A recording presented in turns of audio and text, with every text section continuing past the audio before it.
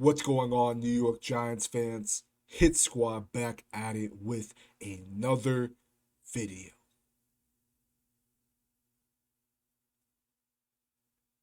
You feel that, Giants fans? Feels good, don't it? It feels good, doesn't it? 5-1. Back to back weeks, knocking off former MVP players Aaron Rodgers, Lamar Jackson, two of the best quarterbacks in this league, transcendent at their own positions. New York Giants took them out. If you ever doubted Coach Dable and Wink Martindale, if you ever made the mistake of doubting this New York Giants team, I want you to do yourself, as well as everyone else in the room, a favor. Stop it. Stop it. You look crazy. This team is for real. This team proves week in, week out. You're not going to punch us in the mouth and we're just going to sit there and take you like we used to. We're going to punch you in the mouth back.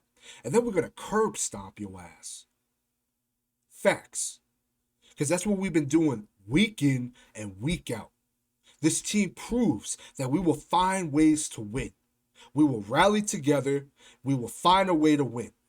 You're not just going to come in and manhandle this team that other teams are used to doing to the New York Giants. Nuh-uh. Not this team. Not this team. No. And I couldn't be more proud of this New York Giants team. When was the last time we could feel this way, Giants fans? I'll wait. When was the last time that we could hang our hats saying we are headed in the right direction? It's been a long time, guys. And we're here. We're here. We're 5-1. Things are looking good. After every win, the week feels a little better. And when you look at the teams that the New York Giants face going down the stretch, whew, as a Giants fan, you know as well as I do.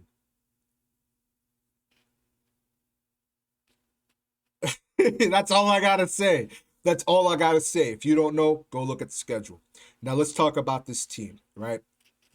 Injuries. Andrew Thomas, we saw him deal with that left ankle. He had it taped up. You hope it's not too serious. I know this past offseason he had surgery on it. And he's just been an all-pro player, Pro Bowl player, one of the best, if not a top two tackle in this league right now. He played most of the game, if not all of the games. So you hope it's not too serious, but we can't afford to lose Andrew Thomas. I don't think that this will stop him from playing any games so far this season. I don't think that this will prevent him from playing against Jacksonville. But again, you hope it's not too serious. Now, John Feliciano, he was limping off, in the third quarter. Came back into the game, but John Feliciano, man, I mean, he did not look good at all in this game. At all. He's been a weak spot in this offensive line for the past 3 weeks, if you're asking me for my honest opinion. When he went out, Ben Bredesen got kicked to center. We saw Joshua Azudu, the rookie, step in at left guard. Looked okay. He's a rookie. He's going to go through those rookie pains. But again, John Feliciano came back in. And, you hope it's not too serious. We'll see probably by Tuesday how Andrew Thomas and Feliciano are. Saquon Barkley, he's dealing with that right shoulder that he unfortunately had to deal with against the Green Bay Packers, putting this offense on his back with one arm. And I got to give a lot of credit to the kid because he's on one this year. And I said that he was going to be on one this year. He is on one this year, and I'm very, very happy for him. But you saw that right shoulder really bother him today, especially in the later half of the game. Came back into the game, scored the game-winning touchdown, almost had another touchdown in this game. Nice spin move. But smartly went down on the ground to close out the game. But you hope that right shoulder isn't bothering him. O'Shane Ximines, who's having a career year with the New York Giants, he was sidelined after that Julian Love interception. Hope that's not too serious. Again, we'll probably know by like Tuesday, maybe Wednesday, how these players are. But O'Shane Ximines, I mean, I've been very hard on him. I stated that I thought he should have been cut from this team, and I was absolutely wrong. I'm man enough to admit that. Ocean Jimenez has been a very important piece to this defense when we've had Aziz and Kayvon Thibodeau not in the lineup. So you hope it's not too serious, and I'm really hoping for a speedy recovery for all of these guys because we're going to need them going forward. Now, let's talk about some pros. Saquon Barkley, again, not his best statistical game today, but he carried this offense. He carried this offense. Credit the Ravens defense. They did what they had to do with stopping stopping Saquon Barkley in the run game. They were fairly successful at it. But Saquon put his head down, got the tough yards, and was able to find himself in the end zone. And I'm very, very happy with Saquon Barkley. There's a lot of guys on this team that are deserving of second contracts that the New York Giants drafted. Saquon Barkley, Dexter Lawrence, who we'll talk about in a little bit, Julian Love, Andrew Thomas. There are guys that the New York Giants have to lock up because they are really key reasons as to why we're winning. And Saquon Barkley is one of them. Saquon Barkley is him. Again, it wasn't his best statistical game, but we as Giants fans know that he was very important in this New York Giants win. So credit to Saquon Barkley. He's one tough dude. He's him, and I hope that right shoulder isn't serious. This defense for the New York Giants, I thought was feasting today. Now, granted, let's be real. In the run game, we were not solid at all. Kenyon Drake had 100, I believe it was 117 yards. Lamar Jackson had, I believe it was 70 on the ground. Can't have that. Gave me flashbacks of when we played Dallas this year when they were just having their way on the ground. And, this Giants team going into this game, we knew that this was going to be a heavy run attack by the Baltimore Ravens. Unfortunately, we weren't really able to stop that running attack. But I got to give credit to where credit's due. I mean, I thought that we were getting into the backfield and we were limiting Lamar Jackson. I mean, Kayvon Thibodeau gets his first career sack by stripping Lamar Jackson. Giants recover the ball and we're able to seal out the win there. I mean, tears in his eyes. I mean, I'm wearing his jersey right now. I mean, I love this kid so much, and I think that Kayvon Thibodeau is going to be a very, very big piece for the New York Giants going forward. Very nice to see him get his first career sack. I called it in this game. I said that he would have his first career sack against Baltimore. We saw not just last week, but the week prior, that he was getting in the backfield, but wasn't really getting to the QB. The pressures were there, but he wasn't getting to the QB in terms of sacks. Finally got one today, and what better way to do so by stripping one of the best quarterbacks in the league and sealing a win for your team. Now, Dexter Lawrence, he's had 4 sacks in 3 games. That's incredible. Dexter Lawrence is him. I've had the pleasure of meeting Dexter Lawrence in person. He's a huge person. He's a huge human being. Just it's like no other. And week in and week out, he proves that he's him. He proves that that bag is going to be huge for him this offseason. And I hope the New York Giants can give that to him because he's more than deserving. He actually matched his career high in sacks with 4. And we're only in week 6. I'm very excited to see how Dexter Lawrence looks by the end of the season. He's looking incredible right now, and I got to give a lot of credit to this defensive staff for what they've been able to do with the people that we have in this defensive lineup. The Ravens, we had 3 false starts when we did some late shifts on the defensive line. I really liked seeing that. Credit Wink Martindale and crew. This defense was a focal point in this game, especially when, Lamar was dropping back. Julian Love. Julian Love got the Giants' first interception in this game, which sealed the win for the Giants. And, we had opportunities in this game to seal, to put the Ravens away. I mean, you look at that drop touchdown by Mark Andrews that went through Dane Belton's hands. That should have been an interception. Then ricochets off Mark Andrews, and you have Fabian Moreau just drop the interception while it hits him in the chest. Can't have that. But Giants, we were able to get our first interception. Julian Love is one of those players that the New York Giants have to lock up. Since he's been drafted, we've used him all over the field, regardless of the regime, and he just proves that he's an important player to this defense. So credit Julian Love for the work that he's done, and it paid off today. Now, let's be honest here, right? Wan'Dale Robinson, he's arrived. I said that Wandale was going to have 90 yards and a touchdown today. Didn't have the 90 yards, but he had a touchdown. He had his first NFL touchdown today, his first game since week one, coming off of that MCL sprain. He had a big catch on the 3rd and 12, and then you pair that with the 5-yard touchdown on 3rd and 4. I mean, got to give a lot of credit to Wandale Robinson. He was very crucial to this offense, especially on our touchdown drive in the second quarter. And, I'm very excited to see what he's going to look like when he has some other people around him. Hopefully, a healthy Kadarius Toney. And as he gets more acclimated into the playbook, I get more excited to see how is Kafka and crew gonna use this kid, because we know that he's a former running back turned receiver, and he's looking stout out there, man. I got to give a lot of credit to Joe Shane and crew, because I think they found themselves a guy here. Um, Daniel Jones, I thought he did all he could with what he had. Not the best game by Daniel Jones by any stretch of the means from a statistical standpoint. There was times that I wanted Daniel Jones to take shots downfield. Definitely he did. But the interior offensive line really wasn't letting him. On top of that, some receivers are dropping balls left and right, not creating separation. I mean, he's dealing with second and third string guys out there, and practice squad guys. I mean, there's only so much you can ask for Jones to do. Um, and again, he got it done. I mean, the offense, we got a huge chance of luck with the Marcus Peters defensive pass interference on Slayton. Not the best throw by Daniel, but hey, I mean, I'll take it any day of the week, especially which we're gonna talk about later in this video. That botched no delay of game call.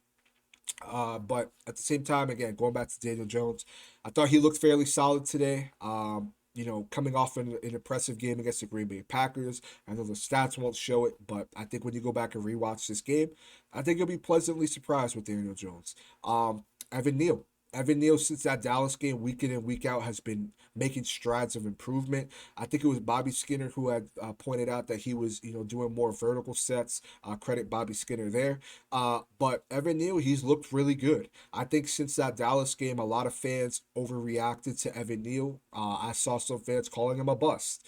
And we got to tone that down a little bit. He's a rookie. He's going to have those rookie growing pains. And ultimately, he's looked very solid. He has. And I'm very excited to see how Evan Neal is going to look as he gets more acclimated into the NFL. I mean, we all know that Andrew Thomas had his ups and downs in his rookie season. We're seeing it with Evan Neal, but Evan Neal is getting better. So if he can get better and if this interior can play better, I mean, you're talking about at least an average, if not an above average offensive line. I think our tackles are set, but our interior is our weakness right now. And I think all Giants fans can attest to that. Now, let's talk about some cons, right? Going back to the offense, the Giants' offense looked out of sync. I'll just flat out say that. I mean, it looked out of sync. I thought Kafka was using that Wildcat way too much for my liking. It wasn't working. He just kept using it, and I get it. You want to see Saquon Barkley get the ball. You want to get your playmakers the ball as much as you can, but at the same time, it just wasn't working. I would have loved to see, the Giants do some traditional runs, maybe some zone runs, but we just kept using Wildcat. And it just was not working, especially in the first half. I thought this wasn't the best play calling game by Mike Kafka as well. He's had, at least so far this season, I thought a fairly good season at calling plays. This is his first year doing so, and we've seen him put together some very solid drives. And again, I think he'll learn from this. I think that he'll build off of this game, but it just wasn't a good game for him in terms of play calling. Again, the interior offensive line, it's a problem. I mean, how many plays can we go back and count where Daniel Jones is dropping back and he already has a defender in his face? I mean, this interior has to play better. Lewinsky, we got to see Feliciano play better. I mean, Ben Bredeson, I thought looked okay today, but this interior, man, it has to be better. That one play where Daniel Jones runs into a sack. I mean, I understand that Bellinger and Sills are double teaming a defender, but the interior, if you look on that play, I mean, it damn near collapses. So I mean, we got to see better play from our interior offensive line. We spent some money on Feliciano and Glowinski this offseason, so I definitely want to see them play better in the passing game. In the running game, they're looking fairly solid, but I think they need to get better in the passing game, and I think that we can all agree to that. Now looking at Lamar Jackson, hey, Lamar Jackson again, where I come from, he's untouchable. Okay, he is a legend. I stated that in my video with Raven C. Where I come from in my city, Lamar Jackson is a hero. Okay, I've seen Lamar Jackson in person. I played him twice in high school. He is for real. Okay, damn near took my ankles out. Okay, I'm not even gonna get into that. Maybe I make a second video where I talk about that because that's actually a really good story. But Lamar Jackson is him. You can't stop him. You can maybe contain him, which is what I said that the Giants are gonna have to do because you're not gonna be able to fully stop this kid. He's a unicorn. There's not many teams that can shut this kid down for an entirety of the game. It's just damn near impossible. And now through the passing game, he didn't have his best game. But I thought through the running attack, he was getting it done. He had over 70 yards on the ground. Got to give credit to Lamar Jackson. He was hitting Mark Andrews, who was really his only target in this game, surprisingly enough. And I say that considering the fact that he's been getting Duvernay the ball a lot. I know Bateman wasn't in this game, but it just felt that there was so many tight ends on the field at one time throughout the game, and the Giants just couldn't cover them. Mark Andrews, he had his way with the New York Giants today. 4 catches for 62 yards in the first half. I mean, it just seems no matter the regime, we just can't shut down tight ends. I don't know why. Now we've done a fairly good job this season, but you got to understand that Mark Andrews is a top three tight end in this league, if not a top four. This is the best tight end that the Giants have faced in the entirety of the NFL. The entirety of the season so far. And Mark Andrews had his way. He had in my opinion, a botched no call touchdown. I think we can all attest to that was a horrible call. A horrible no call by the refs of a delay of game, which led to a nice touch pass by Lamar Jackson to Mark Andrews for the score. But I mean, when you go look at that, I mean, just to kind of, we're going to talk about that a little later in the video, but that shouldn't have been a touchdown when you look at it. But still, Mark Andrews, he's him. I mean, he could do everything you want your tight end to do and then some.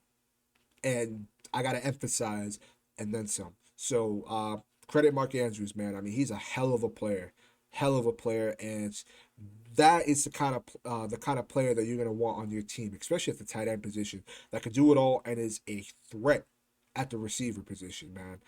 The Ravens definitely got themselves one there. Kenyon Drake, again, I mean, he was looking like prime Ezekiel Elliott out there. I mean, it just seemed the Giants could not stop this guy. And we've been pretty solid in the run game this season. Let's be honest. Outside of the Dallas game, I mean, what team has really ran on us? None. But hey, the Ravens, I mean, they had Kenyon Drake out there looking like, you know, Ezekiel Elliott in his rookie season, man, just unstoppable. Over 100 yards on the ground. He had a nice touchdown where he was untouched. I thought the Giants' defense was just tired on that drive because they were on the field for so long. And you got to give credit to him. I mean, he had a nice 30-yard run, pairing it with a nasty stiff arm. And then you also take into consideration that the Giants knew that this was going to be a heavy run attack by the Baltimore Ravens, and they still couldn't stop this guy. So I got to give a lot of credit to the Ravens offense, man. I mean, they can have their way with your team if they want to. Now, granted, they didn't have Bateman in the lineup. There's certain plays that could have went their way that unfortunately didn't. But I got to give a lot of credit to them because they knew that the Giants were going to try to stop their running attack, and they ran the ball anyways, and they ran it with ease. So I need to see the New York Giants play better on that facet of the ball. Granted, again, I mean, there's not going to be a lot of teams in this league that are going to run as much as the Baltimore Ravens, let alone as effectively as the Baltimore Ravens. But hey, Kenyon Drake was on one, man. He was definitely on one, and the Giants have to be better. Now, kind of touching on the refs a little bit. I don't like to be one of those people that blames the refs for things, but that no call on that delay of game, when you go back and you watch it, I personally counted 3 whole seconds while that clock was at zero. That's a delay of game, without a doubt. I don't think there's anyone in their right mind, let alone Ravens fans, that would deny that that was a delay of game. They didn't get the call. They scored the touchdown. I thought that there was two roughing the passer penalties that could have been thrown in the first half. They weren't. All I want to see, I'm not going to blame the refs for nothing. All I want to see is just more consistency, not just with the New York Giants, but through the entirety of the NFL. The refs going in, going from the postseason last year. I mean, had just been horrible and inconsistent for almost every team in this league. It's really bad.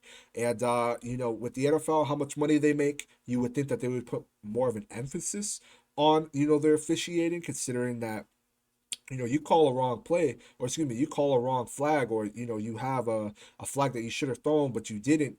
Obviously these refs are humans, but those kind of things, they can lead to firings, they can lead to losses, they can lead to injuries. I mean, they got to be better.